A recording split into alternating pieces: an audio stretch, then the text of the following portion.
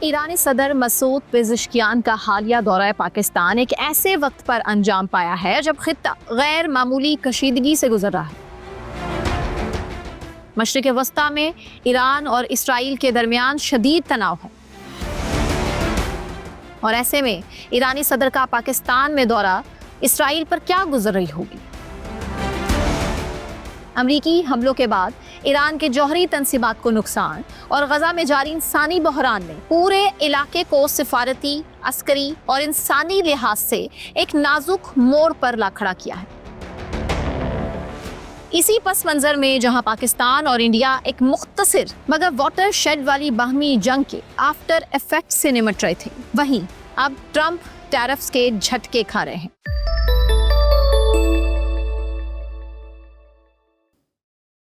السلام علیکم، میں ثنا نقوی، آپ دیکھ رہے ہیں ویلاگ سینٹرل۔ ان حالات میں ایران کی قیادت سفارتی تنہائی کو توڑنے اور خود کو ایک مؤثر علاقائی قوت کے طور پر پیش کرنے کی کوشش کر رہی ہے۔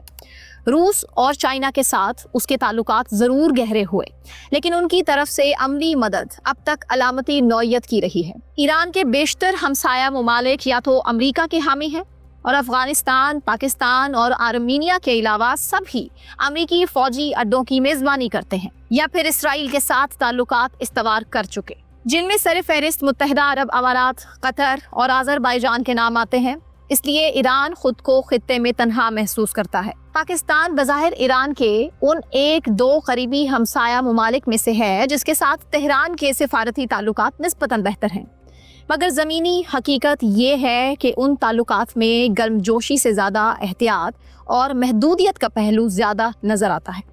بلوچستان میں حالیہ بدامنی، سرحدی کشیدگی اور ایران کی جانب سے شدت پسندوں کے خلاف یک طرفہ کارروائیاں پہلے ہی دونوں ملکوں کے درمیان سیکیورٹی تعلقات کو نازک بنا چکی۔ گزشتہ برس تو نوبت دونوں کے ایک دوسرے پر فضائی حملوں تک پہنچ چکی تھی، مگر معاملات سنبھال لیے گئے۔ ان حالات میں ایرانی صدر کا دورہ بظاہر ایک دوستانہ اقدام تھا، مگر اس دورے کے دوران جب علامتیں سامنے آئی ہیں وہ کچھ اور ہی کہانی سنا رہی ہیں۔ صدر پزشکیان کا استقبال وزیر اعظم شہباز شریف نے کیا، انہیں مکمل پروٹوکول دیا، ریاستی اعزاز دیا، گارڈ آف آنر، توپوں کی سلامی اور سرکاری ملاقاتیں بھی شامل تھیں اس میں۔ ایرانی صدر نے لاہور میں اقبال کے مزار پر حاضری دی اور دونوں ہی ممالک کے درمیان تجارتی اور توانائی تعاون کے فروغ پر زور دیا۔ 12 MOUs میمورینڈم آف انڈرسٹینڈنگز، ان معاہدوں پر دستخط ہوئے۔ شہباز شریف اور مسعود پزشکیان نے یہ اعلان بھی کیا کہ دونوں ہی ممالک کے درمیان تجارتی حجم کو $10 ارب سالانہ تک لے جانے کا ہدف ہے۔ تاہم ان تمام علامتی عزت افزائیوں کے باوجود ایک اہم اور غیر معمولی بات سب کی نگاہوں سے اوجھل نہیں رہی، اور وہ تھی پاکستان کی عسکری قیادت کی مکمل غیر موجودگی۔ یہاں تک کہ فوجی وردی میں ملبوس وزیر اعظم کا ملٹری سیکرٹری بھی میڈیا میں نشر یا شائع ہونے والی کسی تصویر میں نظر نہیں آیا۔ ایرانی وفد کی جب اپنے کاؤنٹر پارٹ سے مذاکرات ہوئے تو اس موقع پر خود ایران کے وزیر دفاع اپنے فوجی جنرل سمیت شامل تھے، لیکن پاکستانی وزیر دفاع کے ساتھ فوج کے کسی بھی اعلیٰ افسر نے ان مذاکرات میں شرکت کی اور نہ ہی کسی مشترکہ تقریب میں شامل ہوئے۔ یہاں تک کہ وزارت دفاع کے اعلیٰ حکام بھی منظر سے غائب رہے، اگرچہ سرکاری ذرائع نے یہ کہا کہ علیحدہ ملاقاتیں ممکن ہیں، لیکن یہ معمول کے سفارتی پروٹوکول سے ہٹ کر طرز عمل تھا جو خود ایک نان وربل پیغام تھا۔ پاکستان کی عسکری اسٹیبلشمنٹ جو خارجہ پالیسی کی اصل انچارج ہے، اس نے یہ واضح کیا کہ وہ ایران کے ساتھ اسٹریٹجک یا دفاعی قربت اختیار کرنے کے حق میں نہیں ہے، خاص طور پر ایسے وقت میں جب ایران امریکہ اور اسرائیل کے خلاف براہ راست محاذ زرائی کی حالت میں ہے۔ یہ رویہ پاکستان کی اس دوہری خارجہ پالیسی کو اجاگر کرتا ہے جو برسوں سے چلی آ رہی ہے۔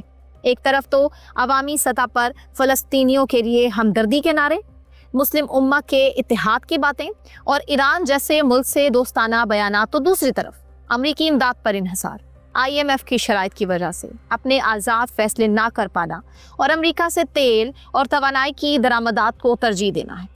ایران سے گیس پائپ لائن منصوبہ کئی دہائیوں سے التوا کا شکار ہے، جبکہ اسی دوران پاکستان نے امریکہ سے مہنگی توانائی خریدنے میں تاخیر نہیں کی۔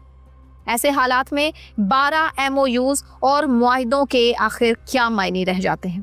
ایرانی صدر کے لیے یہ دورہ ممکنہ طور پر ایک موقع تھا، کہ وہ پاکستان کے ذریعے مغرب تک ایک نرم پیغام پہنچائیں اور خطے میں اپنے لیے کچھ سیاسی جگہ بنا سکیں۔ خود پزشکیان کو ایران میں نسبتاً معتدل سوچ کے حامل سیاستدان کے طور پر دیکھا جاتا ہے، جو مغرب سے بات چیت کے حامی رہے ہیں۔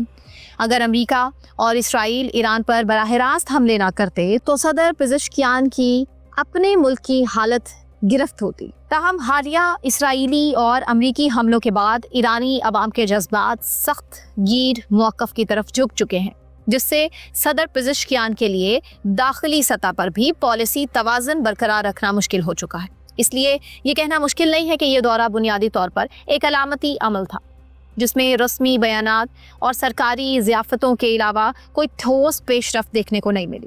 پاکستان کی عسکری قیادت کی خاموشی اور عملی طور پر لا تعلقی نے واضح کیا کہ تہران اور اسلام آباد کے تعلقات میں اس وقت کوئی گہرائی یا اعتماد موجود نہیں ہے۔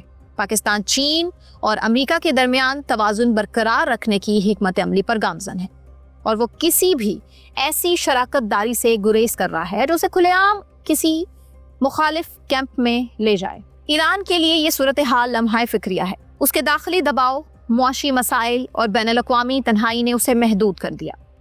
چین اور روس کے ملٹی پولر ورلڈ کا خواب حقیقت بننے میں وقت لگے گا، جبکہ مغرب سے محاذرائی نے ایران کو مزید تنہا کیا۔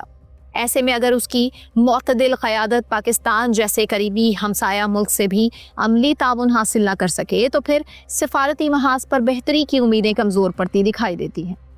مسعود پزشکیان کے اس دورے کا حاصل صرف اتنا رہا کہ ایران نے اپنی موجودگی کا احساس دلایا، مگر پاکستان نے بڑی خاموشی سے اپنی پالیسی کا رخ واضح کر دیا۔